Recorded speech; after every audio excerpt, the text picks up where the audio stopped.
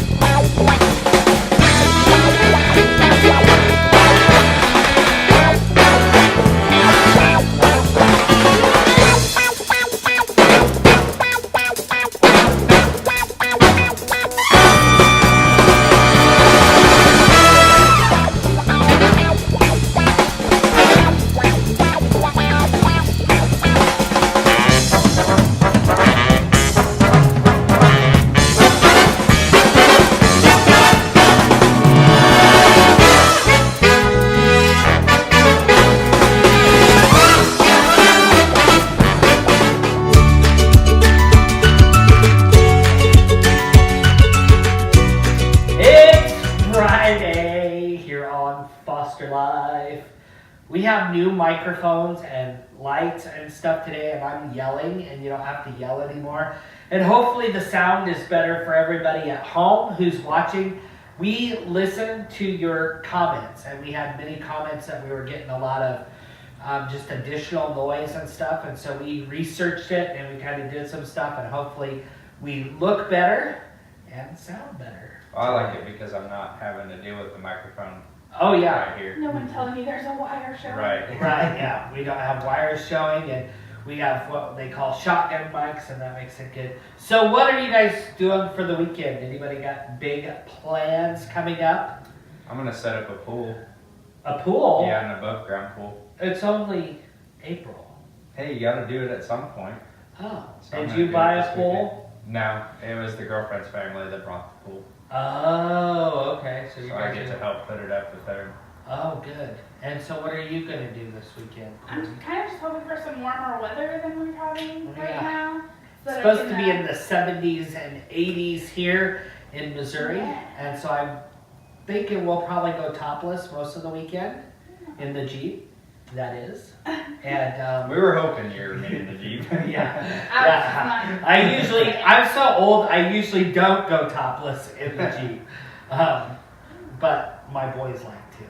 That's weird, but hey, whatever. Yeah.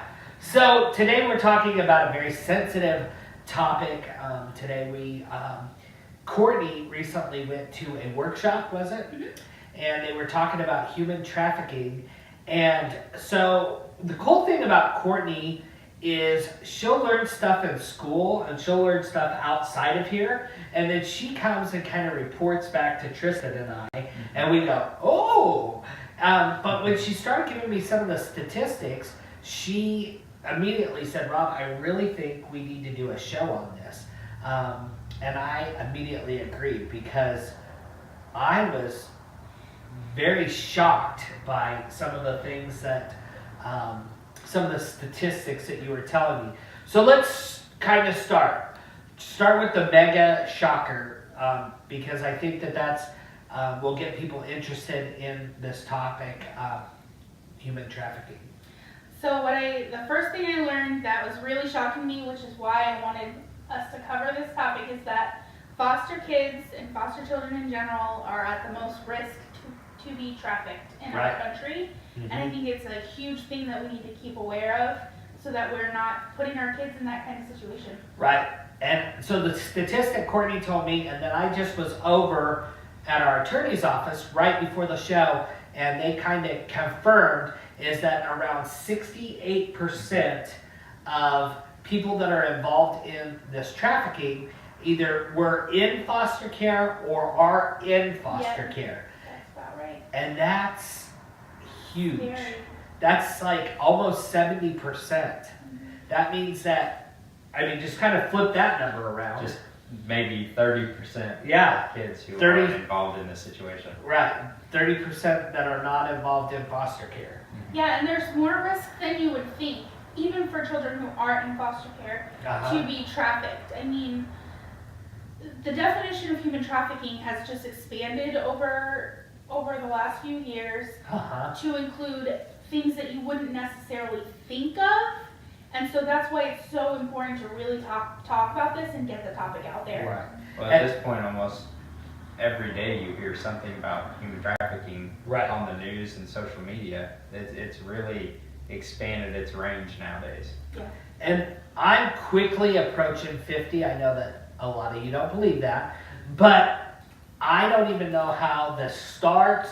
I don't know how people get involved in it. I don't know anything about it. So we're going to really kind of rely on Courtney to educate us, help us to figure it out, because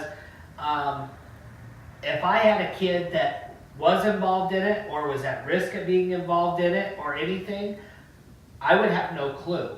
I wouldn't even know what to look for, because this kind of stuff really did. I would suspect it probably has something to do with the computer, but we need to kind of figure it out, because back in the olden days when I was younger, we didn't really hear about this, and it's only been in the last, say 10, 15 years that it's really been a topic, and I don't know much about it, so we really need to get educated. When we come back today on Foster Life, we're going to be talking about human trafficking. I think it's an episode that you won't want to miss right here.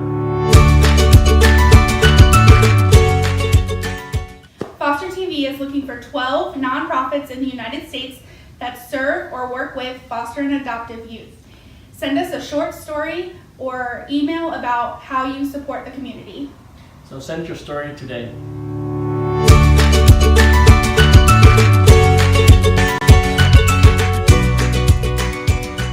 Welcome back to Foster Life today. We've been sitting here just talking about human trafficking, and we wanted to explore this topic. I've learned so much, and so I think me and Tristan just don't know a lot about it. So first of all, Courtney, tell us a little bit, how does it happen? I mean, how does it even, how do they get their victims, I guess? Yeah, so you mentioned a little while ago that you felt like it happened a lot on the internet, and it does still happen on the internet with people pretending to be people that they're not, and then kids meeting them and taking them. But I think it's really important to realize that a lot of times the type of human trafficking that we're talking about that's important to register for foster kids happens in the school. Happens in school and at the mall and at the places that your teenagers go. So one of the scenarios that we talked about in my recent training was you have a kiddo who's in foster care who doesn't have a lot, and they see a friend who's about their age who has really expensive clothes, really expensive hairstyles and jewelry and makeup, and they're like, how did you get that? And then that is a gateway. It's a gateway person to lead them into something. Now, not every kid who has those expensive things is that person who's going to bring them into that life. Right. But there are people who hang around the schools intentionally to do that. So they try to lure them with gifts and... Yeah, it's very much like, oh, this is what I do to earn the money. So if you want money, you can do it too, and I'll hook you up with my friend who does it. Another way that kids are being, pimped out in general is they have this really cute new boyfriend. He's new to the school. He's a little bit older. He's kind of a bad boy. He takes them in. He loves them, which is something they're not quite used to yet. And then he says, well, if you love me, you'll sleep with my friend. If you love me, you'll let this guy do this. And girls, especially girls, are so vulnerable to that. Even girls who aren't in care, because, being female myself, I can remember being 17 and all I wanted was a boyfriend who would love me, and I would probably, if I wasn't as confident in who I am, probably would have fallen for something like that. Do they get paid for this, or is this just favor They're type not things, or what? paid for it. the boyfriend is getting paid for it. Like their buddy will be like, hey, let me sleep with your girl, I'll give you $20. Oh. You know, and that's how this is being exchanged. And you know, it's the typical, like, the boyfriend is the pimp situation, but teenagers aren't thinking of it as trafficking. Right. But it really, that's exactly what this is. Right. I could see how foster kids would kind of be lured to that, because sometimes our foster kids, they don't have, you know, all the things. Me and Ethan trying to spoil them, you know, so they do have all the things, but. Well, given They their don't situation and what they've been through, it's almost they could be just a little more vulnerable even. Well, and people who know how to prey on people, they can pick them out quickly. Right. Like those kids who just need a little extra attention. Uh-huh. Right. They are smart enough to recognize, hey, there's this kid that's going to be our easy target. You know? It's also important to remember that once they're in that situation, they almost feel a little helpless, because their boyfriend or this older person who has influenced them in this, there may be a domestic violence portion of this. They may be doing some other things that kind of help groom them to bring other people in, and this is how rings get started. Oh, okay. So it starts as like just a couple, and then it grows from there. We'll get your friend involved, and then we'll do this or do that, or we'll get you this or get you that. Yeah, and that's exactly how it starts on the internet too. You know, a lot of girls and boys go on there trying to find something that they're missing, and it's, hey, let's meet for coffee, and then that's the opportunity that they use. Right. And I've noticed just in our kids as friends, sexuality and all that stuff is a lot different than when I grew up. You know, I'm always surprised at how many of these kids that come to our house, they just openly say, oh, I'm bi, or I'm bi-curious, or whatever. And so you would think because of that openness, that would just kind of almost cater to that. Does that make sense? I think it might actually make them more vulnerable, and I don't have anything to back that up. Right. But I think that willingness to experiment makes them a little bit more vulnerable to fall into this paid money for sex lifestyle. So does this only happen in big cities, or? No, this happens everywhere. This can happen everywhere. This can even be, like in a small little town. It could be. I mean, I can remember being in high school and knowing at least one person that I could go to get drugs. So there's at least one person in a small school that you could go to for that hookup. So when we come back, we're gonna get into it a little bit more. You kind of went through how it started. What are we gonna learn? What's the next thing that we're gonna learn today? I think we'll branch out a little bit and talk about more labor trafficking, the statistics there, and we'll talk about some other stuff. All right, sounds good. When we come back, we have Courtney LaVille on today. She's normally on Mondays, but this was an important topic, and she's on today on Friday, and she'll be back on Monday too. Right after this. On Foster Life. I'm Mitchell. I'm from the Netherlands, and we love foster kids.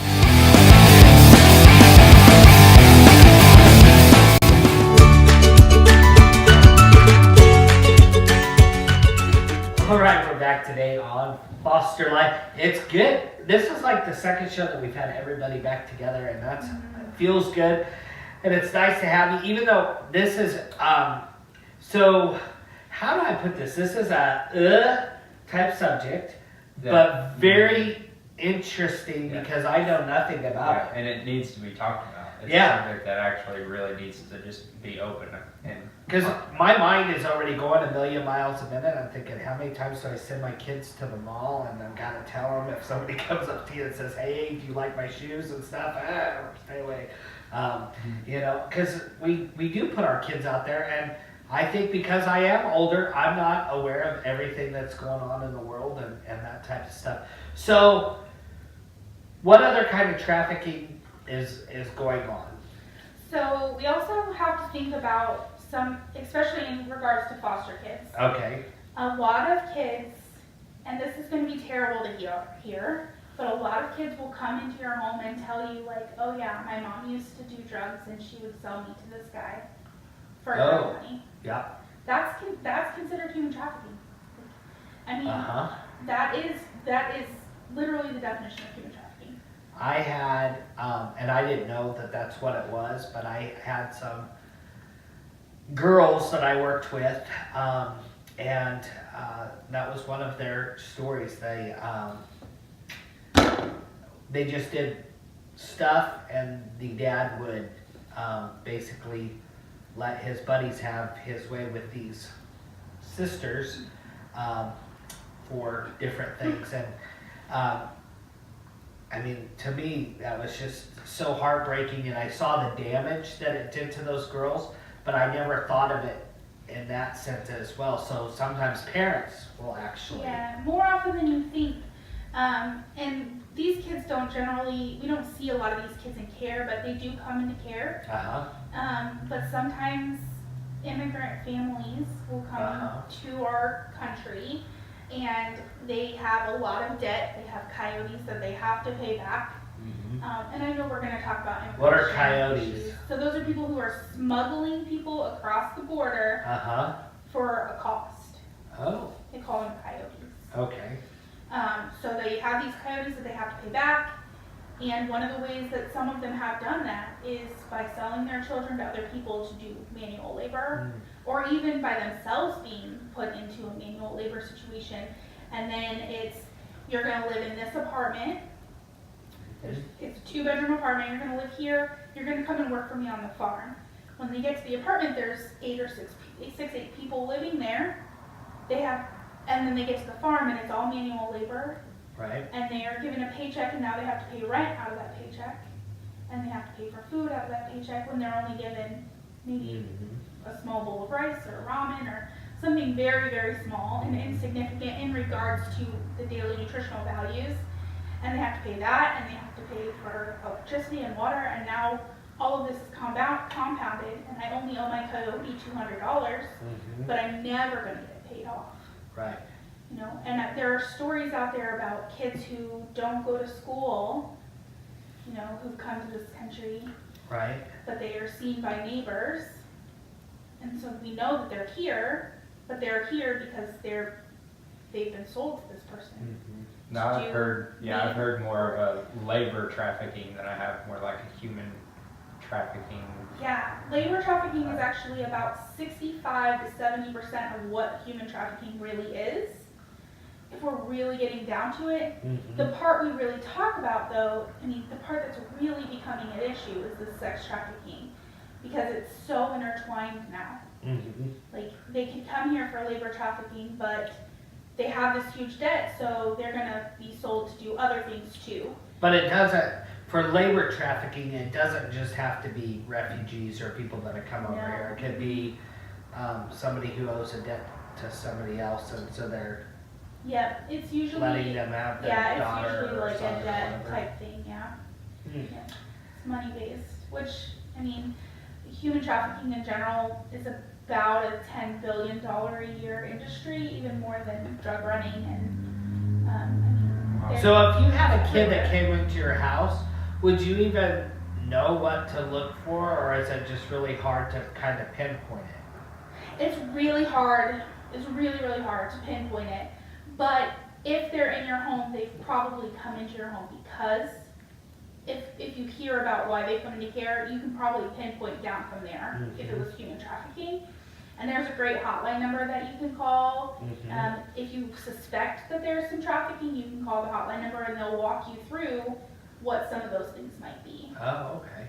So when we come back, we're going to talk more about human trafficking and some of the things that we probably should know to know more about this subject, because it sounds like it's not only a hot topic, but it's, I mean, I'm sitting here and I'm thinking, okay, you're in your 20s and you don't know a lot about it, and I'm almost 50 and I don't know a lot about it. So as you can see, there's probably some education that we need to do, and it's probably a really good thing that we're having a conversation about it today. Absolutely. We'll be back after this.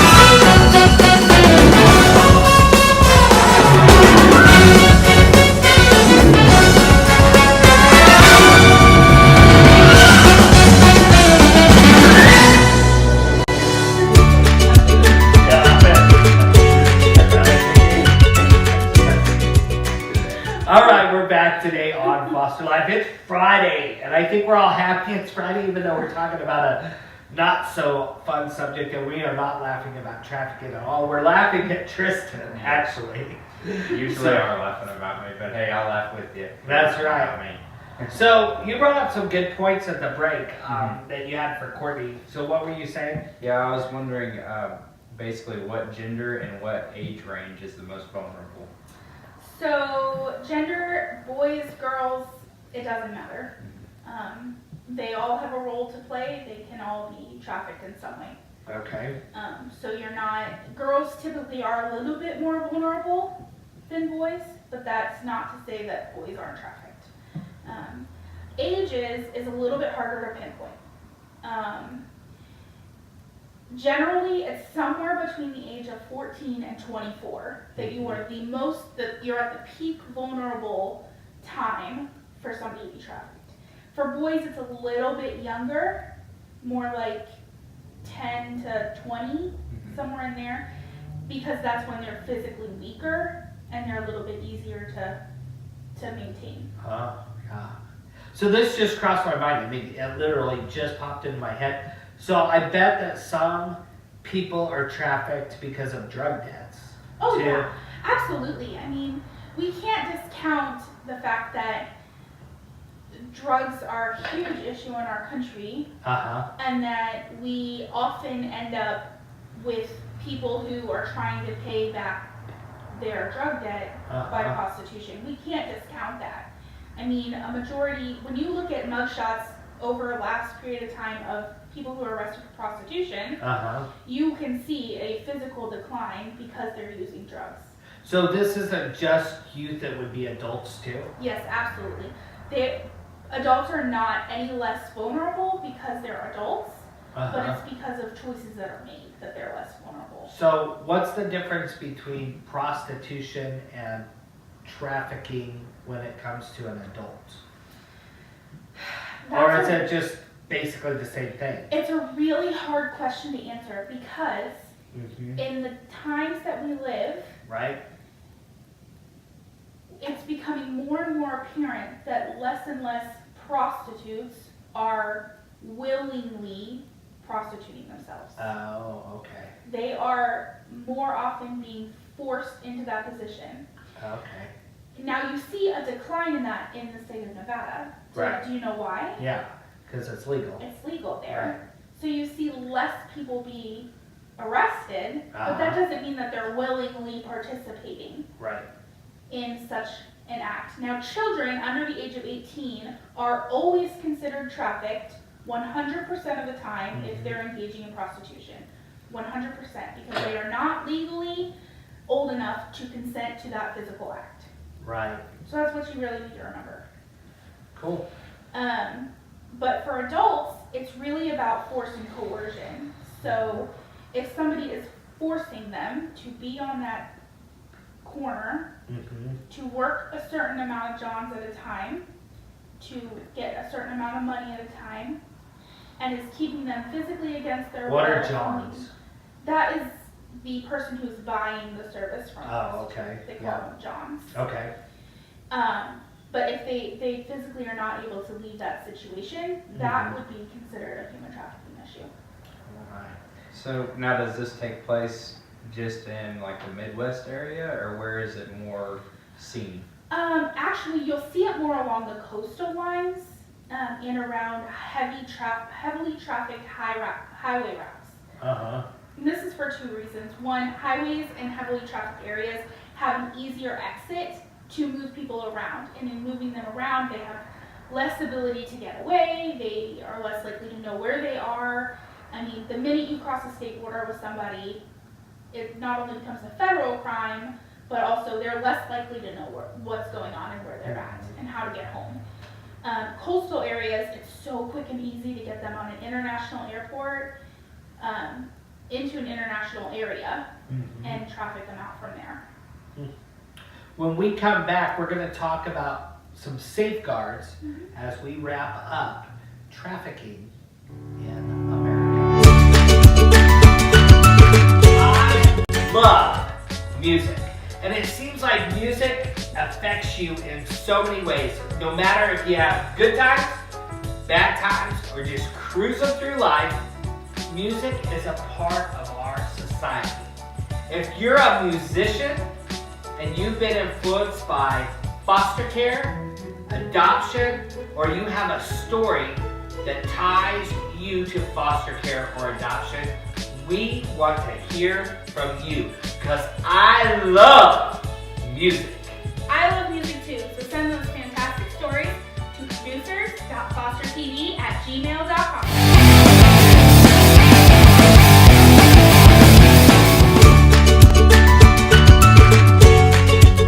Welcome back to Foster Life. Today we are talking human trafficking.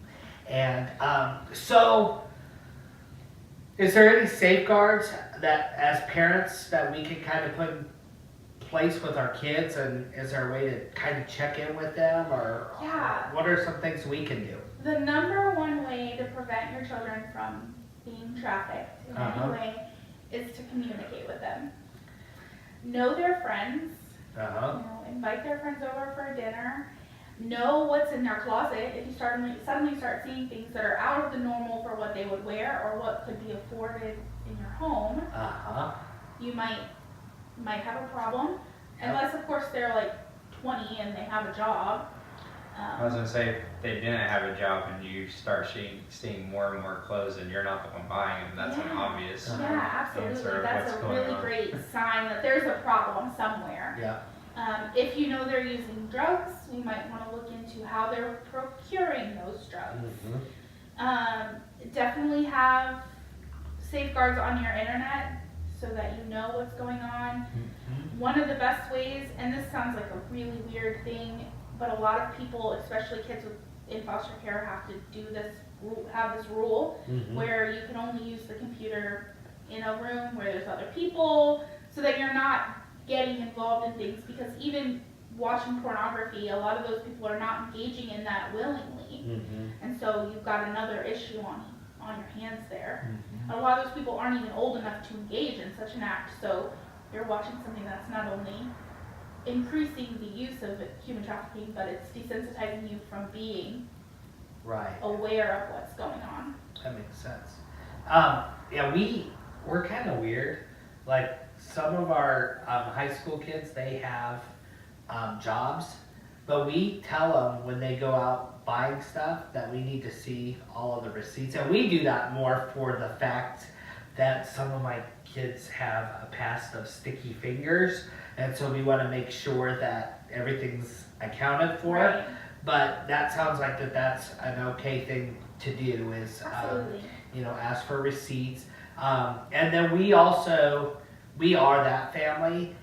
So when you have computer time, it's always in the kitchen, family room, and where we can see what's on and everything. And I always know if they click out of something real quick, that it's time for the computer to go bye-bye.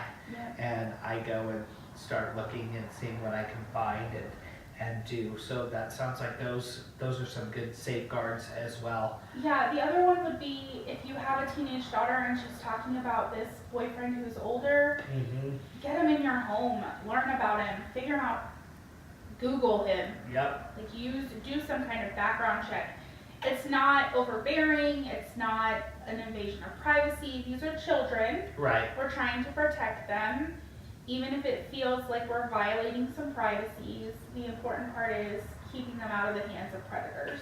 Hey dads, can we go stay the night at Jimmy's this weekend? I'm going to tell you guys right now, we have a hard, fast rule. We have to know Jimmy pretty well. We have to know Jimmy's parents pretty well.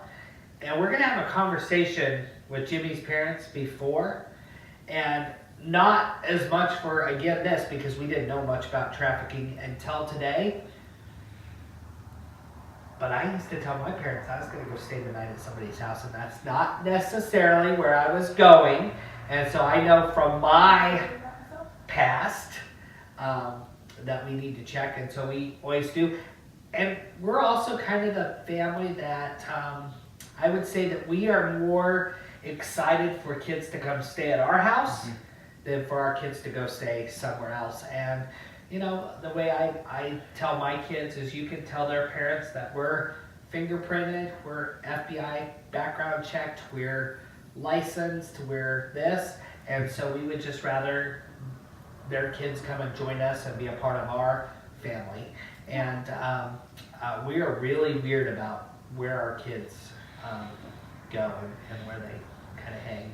Yeah, and we have to remember that kids who come into care for sexual abuse have already been groomed. Mm-hmm. They've already been violated Right. in ways that we can't even imagine, and it only makes them one step closer to being an easy victim. So if you let them stay at somebody's home that you don't trust and you don't know very well, I mean, you're already crossing a boundary that is very easy to get them right back into that group pattern and finding another person who can prey against them. Right. I know later on in the month we are going to be talking about teen foster moms who come into care who are pregnant and how the babies work and stuff like that. I would guess that if you're looking at bringing in a pregnant mom, that there could be a slight chance or a possibility that they might have been trafficked in some way. Yeah, it is very highly likely that that's an issue, especially if they can't specifically pin down who that baby's father is. But it's important to know that our country doesn't have enough resources for children and men and women who are trafficked. Women have more resources than men. In fact, I think in the United States there's one human trafficking group that caters to men. Mm-hmm. So that's a lot. Yeah. I mean, considering it's about equal. I would guess with the Me Too movement that maybe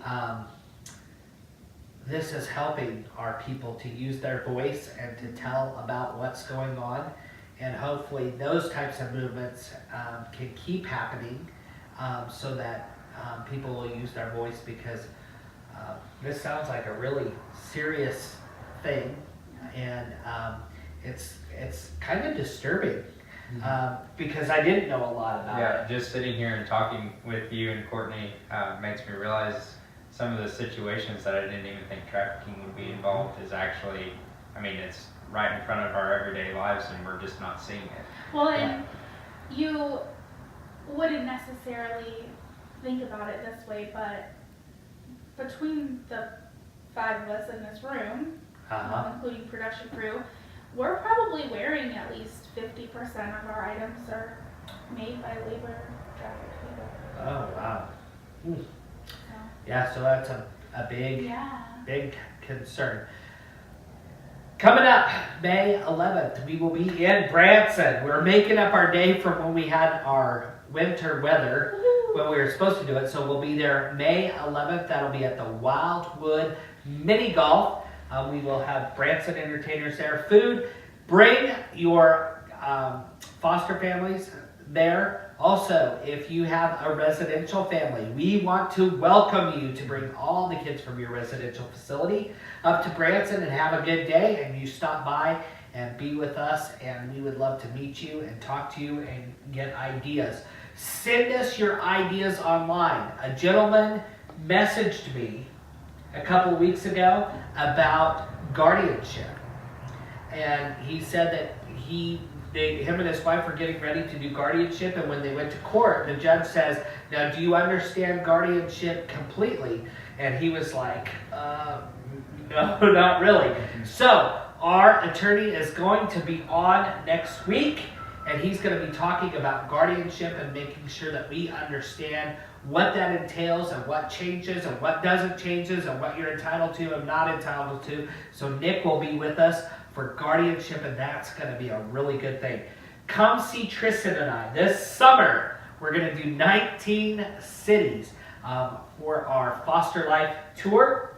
And if you would like us to come and do a workshop for foster parents, kinship parents, or adoptive parents, or if you'd like us to do a workshop with your bio families to help them stay on track and to encourage them in what they need to do, we would love to come to your area and be a part of that right here on Foster Life. Until Monday, we'll be back on Monday. See you later. Bye.